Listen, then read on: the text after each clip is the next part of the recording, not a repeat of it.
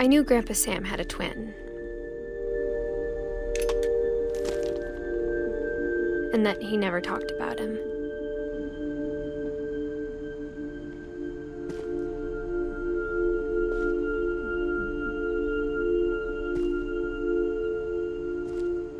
I guess my grandpa didn't like history any more than my mom did.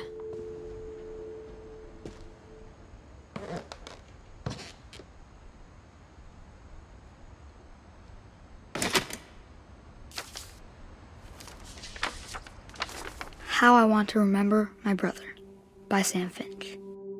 The thing I remember is that when he made up his mind, that was it.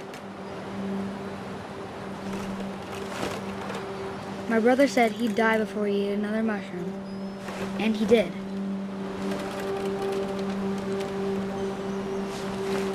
At Barbara's funeral, we swore we'd never be afraid again, and he wasn't. I think Calvin always wanted to fly. Sam! Calvin! Dinner's ready! Coming! But that day, he finally made up his mind to do it. I told him going around was impossible.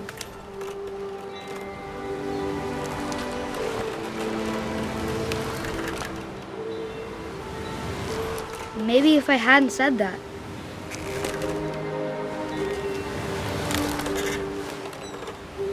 Calvin! I'm not gonna tell you again! Maybe if the wind hadn't picked up.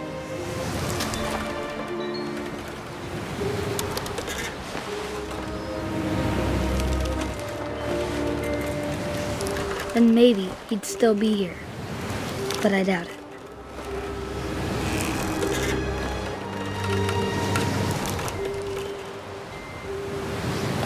I think he'd already made up his mind. That's what I want to remember about my brother.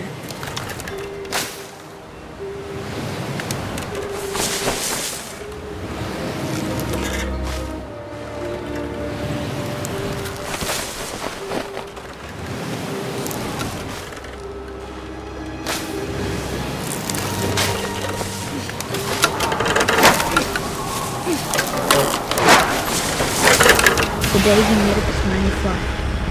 And he did.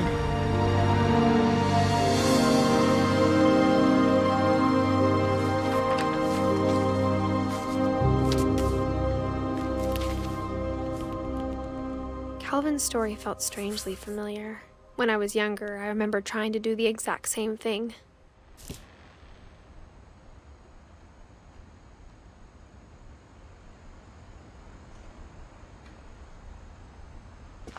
After the funeral, Edie roped off Calvin's half of the room.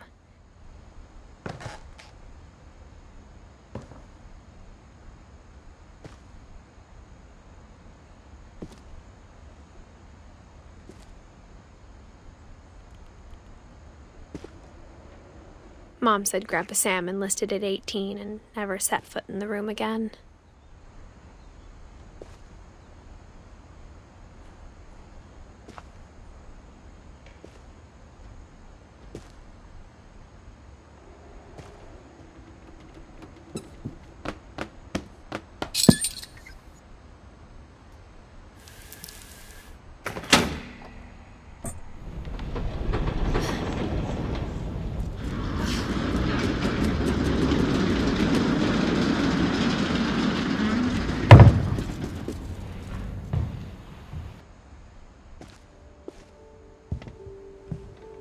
The passages were a pretty tight fit.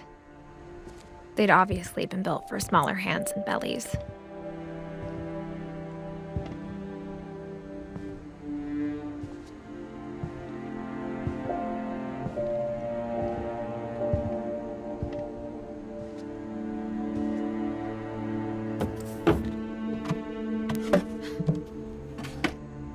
Growing up, I always thought of Barbara as a child star.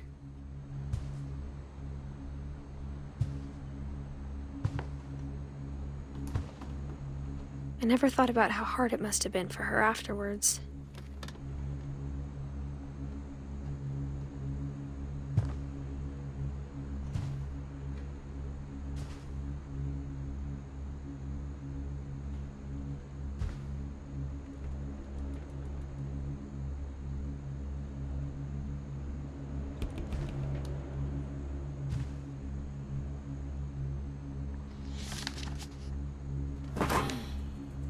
Of all the stories people wrote about Barbara's death, I'm surprised Edie saved this one.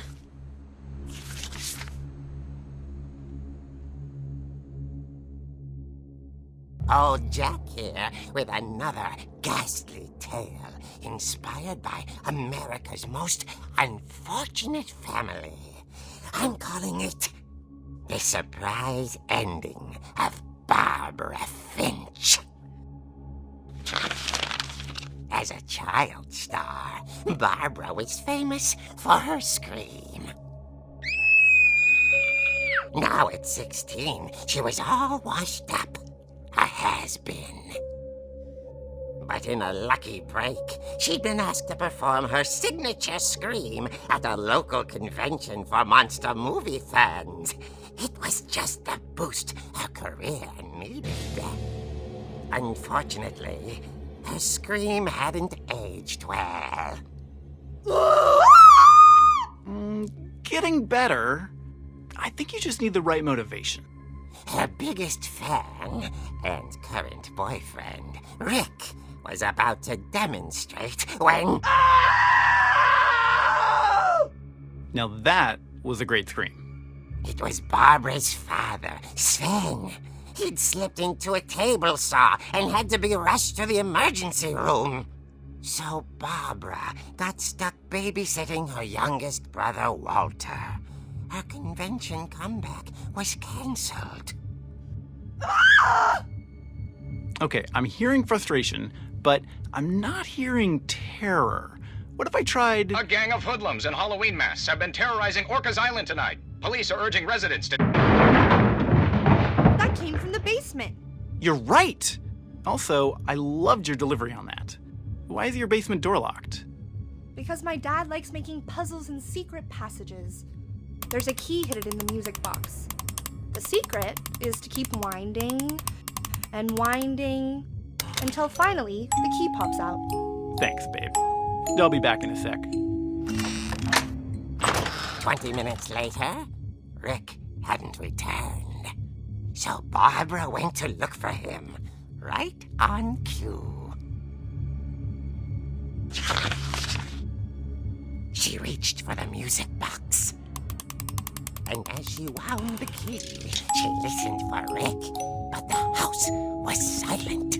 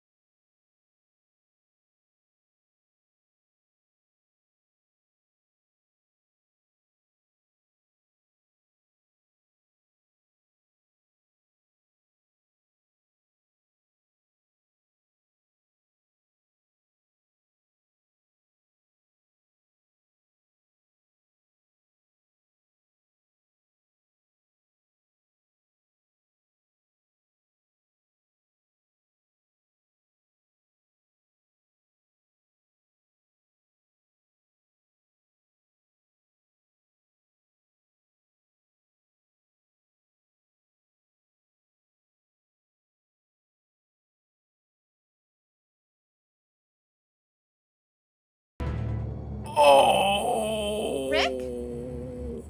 Barb, relax. I was just trying to scare you to help you find your scream. Well, I'm not scared, Rick. I'm furious. Then act furious.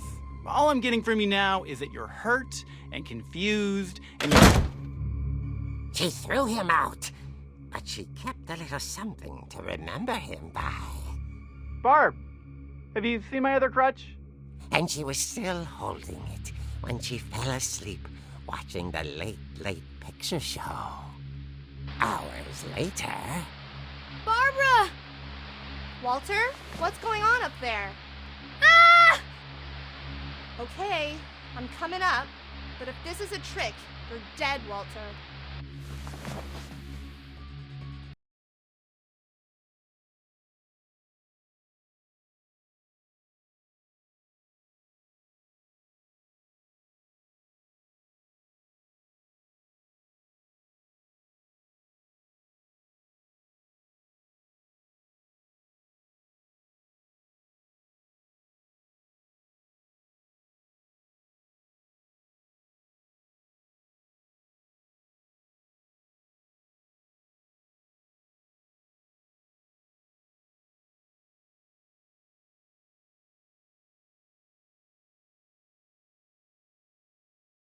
Island police describe the man as 6 feet tall, with a steel hook for a hand.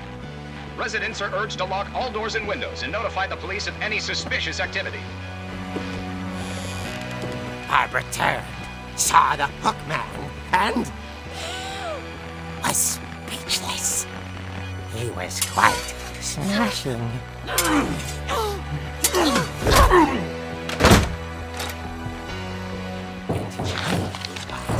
And he couldn't get enough of Barbara. Okay, Barbara, there's gotta be another way out of here. That night, she played her part beautifully.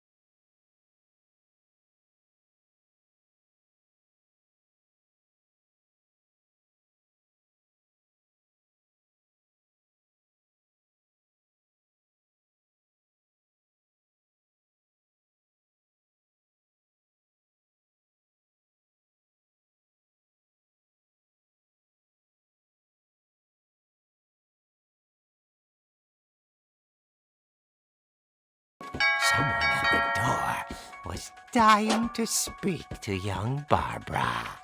At the door, she heard whispering.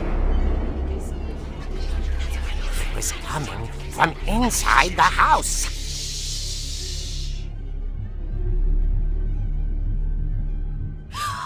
Oh dear.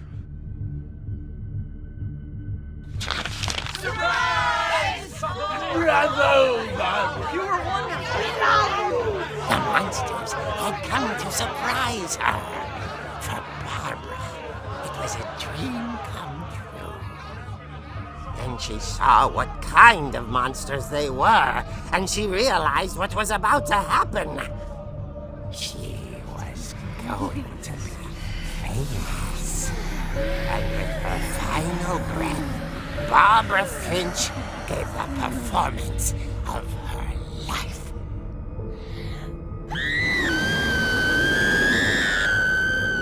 I wasn't there myself, but I hear Barbara was magnificent. Poor girl. She had a taste for stardom. But unfortunately, so did her fans. Of course, the police blamed it all on poor Rick, who disappeared the same night. And little Walter? Hiding under his bed the whole time. He took it all pretty hard, but that's another story.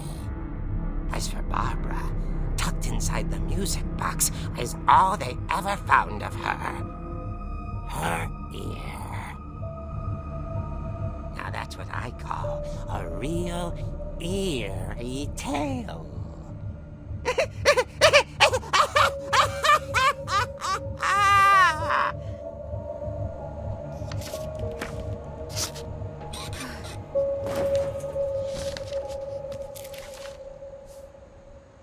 Edie told me all Barbara wanted was to be remembered, as absurd as that comic was.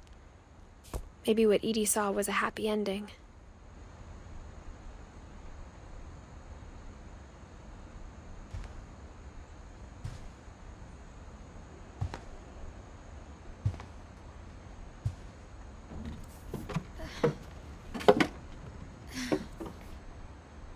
I guess now I know why Mom didn't like me playing with the music box.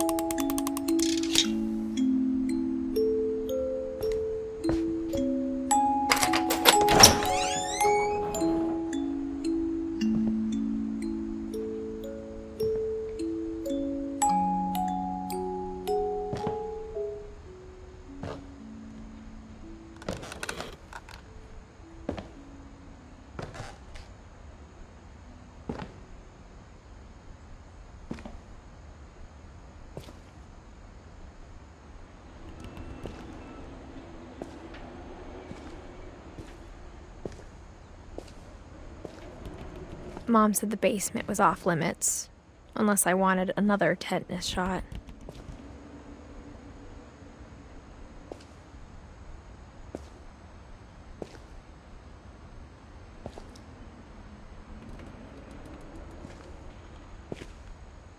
I saw Edie sneak down to the basement once, carrying packages.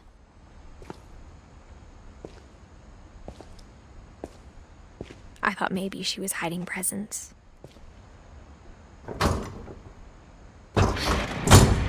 It turned out she was hiding a lot more than that.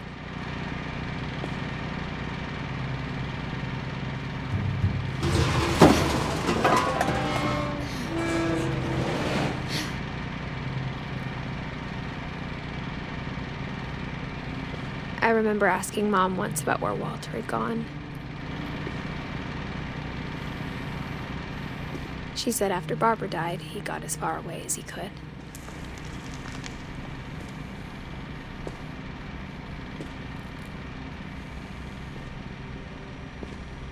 If there's a pattern in all these stories,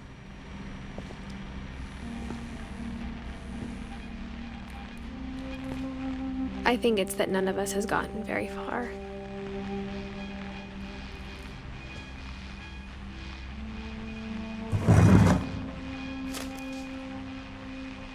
Goodbye, everyone. I can't believe I've been down here for 30 years. On that first day, after the shaking started, I didn't think I'd survive a week.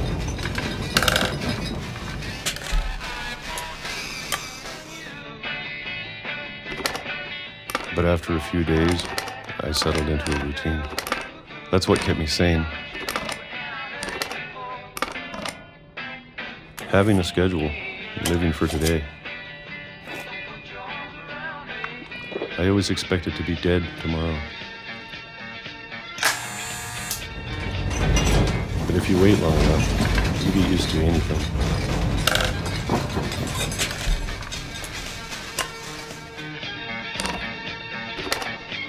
Even a monster on the other side of the door starts to feel normal. Almost friendly.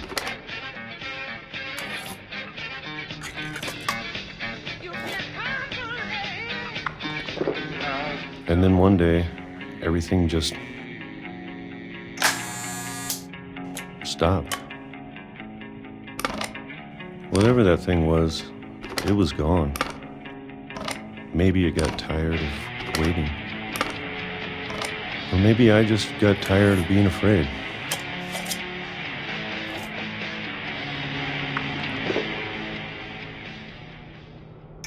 It's been a week now, the longest in 30 years.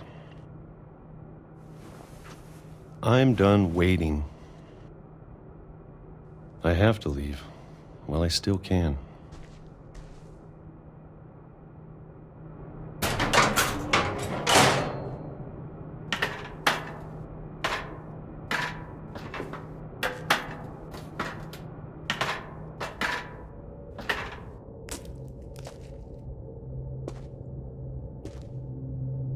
I know it's out there somewhere. Whatever killed Barbara and Molly and Calvin.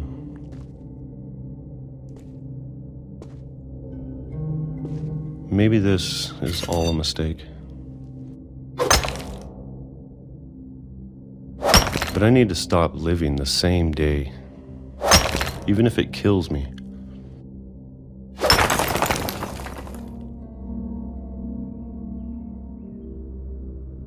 Whatever's out there, I want you to know I'm ready for it.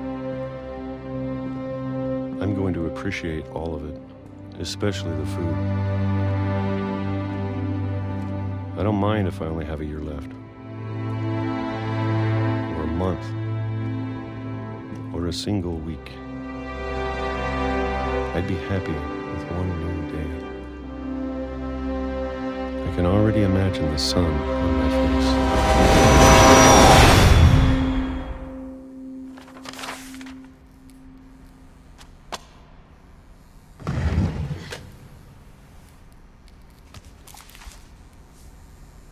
Walter died when I was 6. I can't believe my mom never told me he was down here.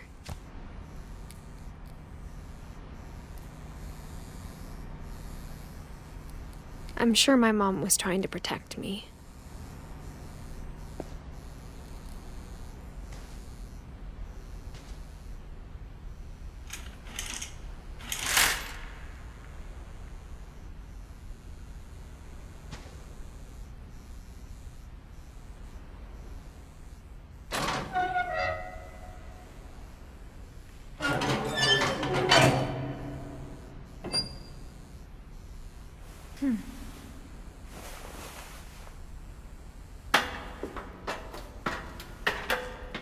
Maybe she was afraid I'd end up like Walter.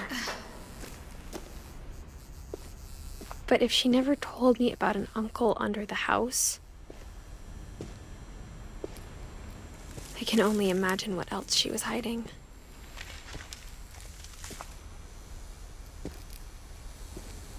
I don't want to make the same mistakes she made.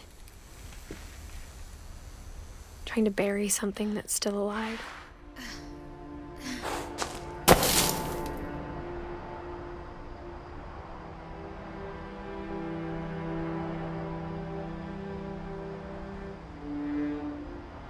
Now that there's only one of us left, or maybe 2, I thought it was time I heard the stories for myself and found out what happened to everyone else. But now I'm worried the stories themselves might be the problem. Maybe we believed so much in a family curse, we made it real.